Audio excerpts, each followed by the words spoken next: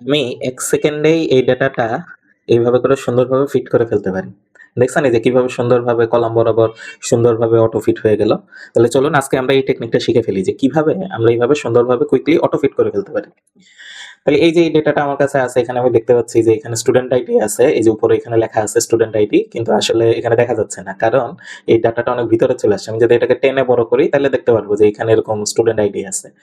তো আমরা সবাই জানি যে এক্সেলে এই জিনিসটা হচ্ছে খুব সহজে অ্যাচিভ করা যায় কিভাবে, এই যে উপরে এখানে আসলে এই যে এ লেখাটা কলামের পাশে আসলে এখানে যদি আমি বড় ছোট করি তাহলে করতে পারবো, বাট ম্যানুয়ালি করাটা আমাদের উদ্দেশ্য না। আমরা যদি কুইকলি করতে চাই, যে সিস্টেমটা আমরা জানি সেটা হচ্ছে এখানে ডাবল ক্লিক করলে, এই দাগের উপর ডাবল ক্লিক করলে পুরোটা হচ্ছে ফিট হয়ে যাচ্ছে।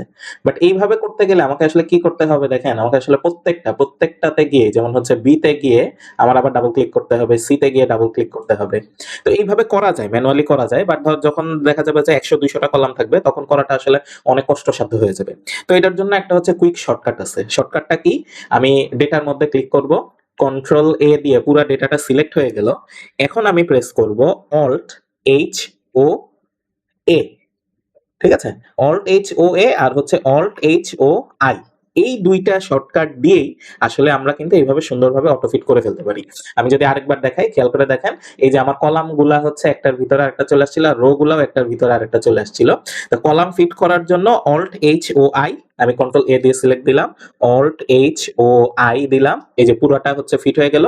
আবার দেখেন রো গুলাও কিন্তু এই অবস্থায় আছে, যেমন এই রোটা অনেক বড়, ঠিক আছে? তারপর নিচের দিকে আসলে দেখবো এই রোটা অনেক বড়। তো সেম জিনিস কন্ট্রোল এ দিয়ে আমি পুরো ডেটাটা সিলেক্ট করব, ঠিক আছে? যে সিলেক্ট করে নিলাম, তারপরে আমি দিব অল্ট এইচ ও এ, তাইলে আমার পুরো ডেটাটা কিন্তু সুন্দরভাবে অটো ফিট হয়ে গেল। এইভাবে আমরা কিন্তু 1 সেকেন্ডে পুরা ডেটা ফিট করে ফেলতে পারবো। তাহলে শর্টকাট দুইটা কি? শর্টকাট দুইটা হচ্ছে অল্ট এইচ ও এ আর হচ্ছে অল্ট এইচ ও আই। তাইলে এইভাবে করে আমরা কিন্তু দ্রুত কাজ এগিয়ে নিয়ে যেতে পারবো।